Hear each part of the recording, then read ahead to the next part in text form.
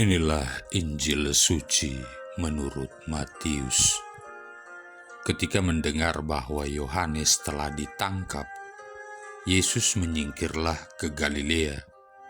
Ia meninggalkan Nazaret dan diam di Kapernaum di tepi danau, di daerah Sebulon dan Naftali. Dengan demikian genaplah firman yang disampaikan oleh Nabi Yesaya, tanah Sebulon dan tanah Naftali, jalan ke laut, daerah seberang sungai Yordan, Galilea, wilayah bangsa-bangsa lain, bangsa yang diam dalam kegelapan, telah melihat terang yang besar, dan bagi mereka yang diam di negeri yang dinaungi maut, telah terbit terang. Sejak waktu itu, Yesus memberitakan, "Bertobatlah, sebab kerajaan surga sudah dekat." Ketika Yesus sedang berjalan menyusur danau Galilea, ia melihat dua orang bersaudara, yaitu Simon yang disebut Petrus dan Andreas saudaranya. Mereka sedang menebarkan jala di danau, sebab mereka penjala ikan. Yesus berkata kepada mereka, "Mari ikutlah aku, dan kamu akan kujadikan penjala manusia." Mereka pun segera meninggalkan jalannya dan mengikuti Yesus. Setelah pergi dari sana, Yesus melihat pula dua orang bersaudara, yaitu Yakobus anak Zebedeus dan Yohanes saudaranya, bersama ayah mereka Zebedeus. Mereka sedang membereskan jala di dalam perahu. Yesus memanggil mereka, dan mereka segera meninggalkan perahu serta ayahnya, lalu mengikuti Yesus. Yesus pun berkeliling di seluruh Galilea. Ia mengajar dalam rumah-rumah ibadat dan memberitakan Injil Kerajaan Allah, serta melenyapkan segala penyakit dan kelemahan di antara bangsa itu. Demikianlah sabda Tuhan. Saudara-saudari yang terkasih, di dalam Injil Matius bab 4 ayat 12 sampai dengan 23 yang barusan kita dengar, mengisahkan dua tindakan Yesus sebelum mulai melayani orang-orang sesamanya, yakni yang pertama mengenali medan karyanya, dan yang kedua mengajak beberapa orang menjadi rekan sekerjanya. Tentu Yesus sudah mulai dikenal di Yudea, terutama di dekat Yerusalem.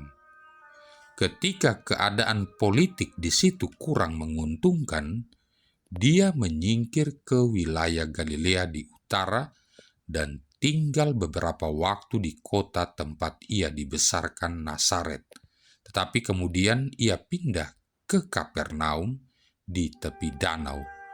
Disitulah ia mulai mewartakan kedatangan kerajaan surga. Dia juga memilih murid-murid pertama, yakni Simon Petrus dan saudaranya Andreas, dan kemudian juga Yakobus dan Yohanes, kedua anak Zebedeus. Membaca ringkasan Matius mengenai awal karya Yesus, kita tentu boleh bertanya, tokoh macam apakah Yesus itu? Dan tidak berlebihan bila kita memandangnya sebagai seorang yang pandai memahami keadaan dan dapat bertindak dengan cara yang cocok. Bayangkan, dia mempunyai peluang besar di Yerusalem dan sekitarnya. Orang-orang di daerah itu haus akan kerohanian baru dan mendambakan ketentraman batin. Kita bisa ingat kembali bahwa banyak orang pergi ke padang gurun untuk menemui Yohanes Pembaptis dan minta dibaptis olehnya. Arus kebangunan rohani ini membuat raja wilayah Herodes menjadi was-was. Bisa-bisa penguasa Romawi menganggap ada gerakan perhimpunan banyak orang yang mau memberontak Maka Herodes pun mengamankan Yohanes Pembaptis yang juga pernah mengkritik kelakuan moral Herodes secara terang-terangan. Matius bab 11 ayat 2-11, Injil Minggu Advent ketiga tahun A. Bila Yesus tetap tinggal di Yerusalem atau di daerah Yudea, dia tentu akan mendapatkan kesulitan yang sama seperti dialami oleh Yohanes. Karena itu, dia menyingkir ke utara. Dalam Injil Matius, gagasan menyingkir memiliki arti menjauhi bahaya dengan bijaksana, seperti diceritakan tentang kisah Yusuf. Juga nanti Yesus disebut menyingkiri tempat-tempat yang menolaknya. Kadang-kadang memang lebih baik menghadapi kekuatan yang memusuhi dengan perhitungan bijaksana dan akal sehat daripada dengan keberanian belaka. Saudara-saudari yang terkasih, wilayah utara sejak zaman dulu berbeda dengan Yudea, baik alamnya maupun budayanya. Tanahnya lebih subur, perekonomiannya lebih maju, orang-orangnya lebih berani berpikir merdeka. Sering mereka dicurigai sebagai kurang taat beragama oleh kaum elit di Yerusalem, yakni para ahli Taurat, imam-imam, dan kaum Farisi. Memang di wilayah utara juga ada cukup banyak orang yang asalnya dari Yudea. Mereka pindah atau bertransmigrasi ke utara untuk menemukan nafkah yang lebih baik dan mencari peluang kerja yang lebih luas. Di wilayah yang tradisi berpikir lebih luas itulah Yesus mulai mewartakan hal baru, dan dia didengarkan. Misalnya, kekaguman orang di Kapernaum mendengarkan uraiannya yang segar mengenai hukum Taurat.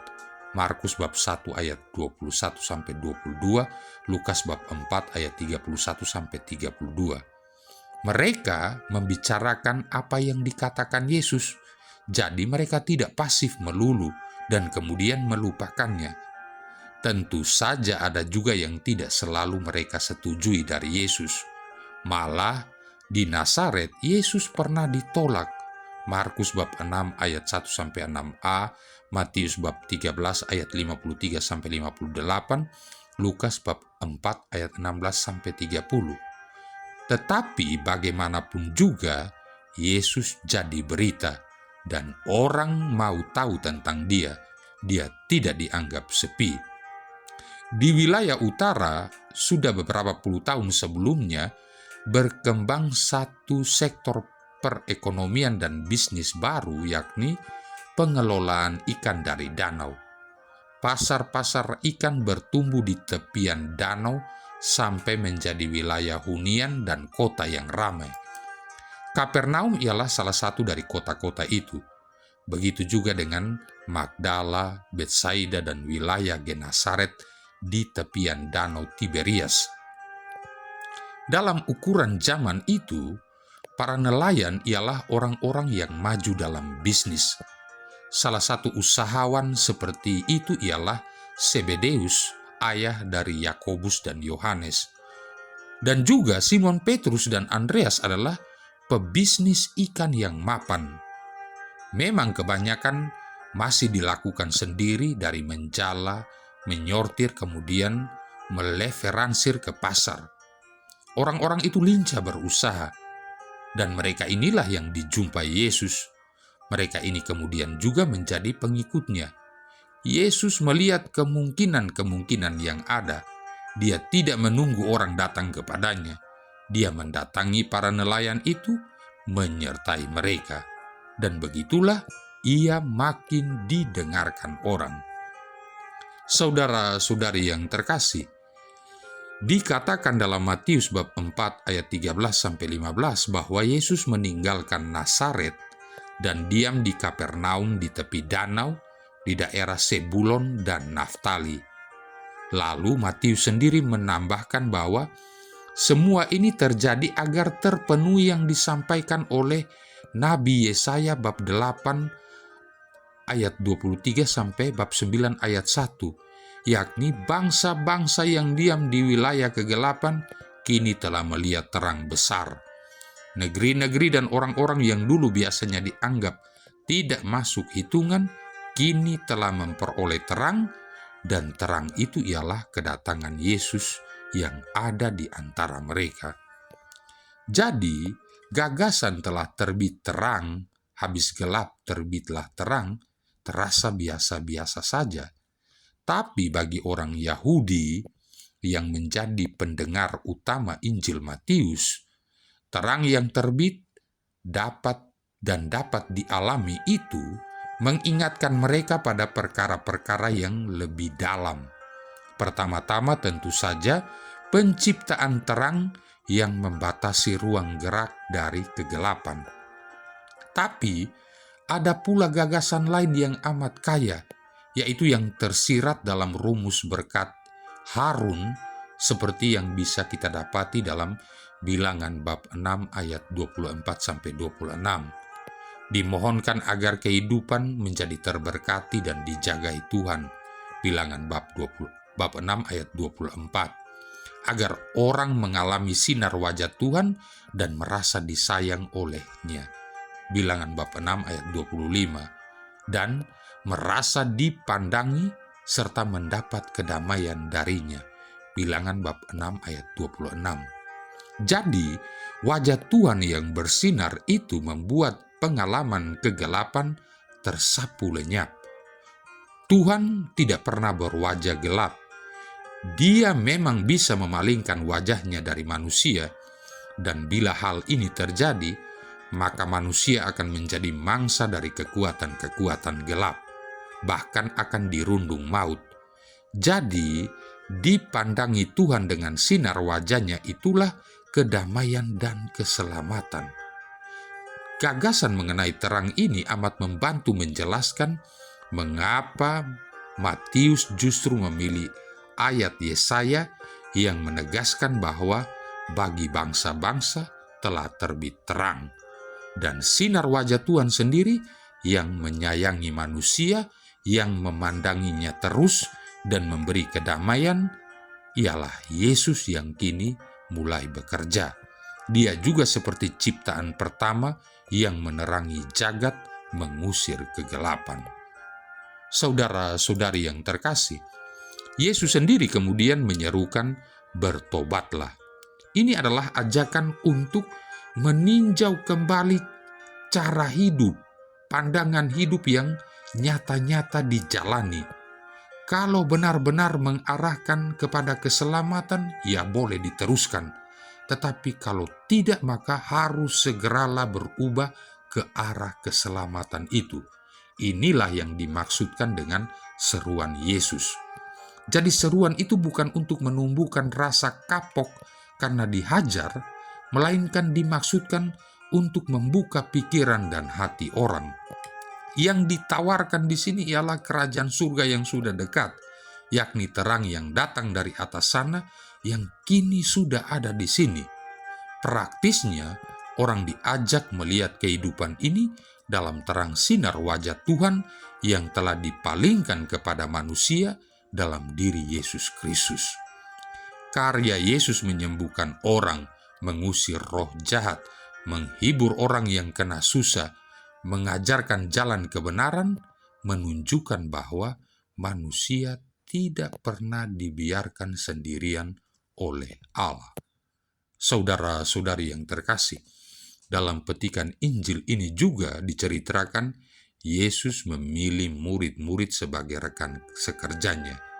Simon Petrus dan Andreas dipanggil ketika mereka tengah menangani pekerjaan mereka sebagai penjala ikan.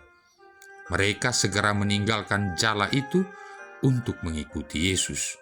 Juga Yakobus dan Yohanes meninggalkan perahu serta ayah mereka, pemilik perusahaan ikan yang sukses.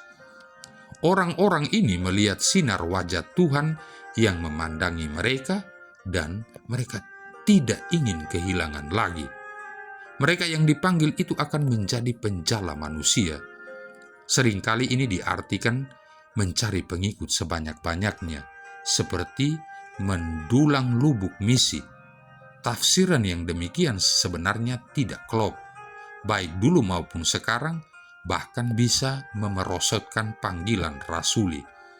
Lukas bab 5 ayat 10 menjelaskan penjala manusia sebagai anthroposogron, artinya memegang manusia untuk membawa ke kehidupan.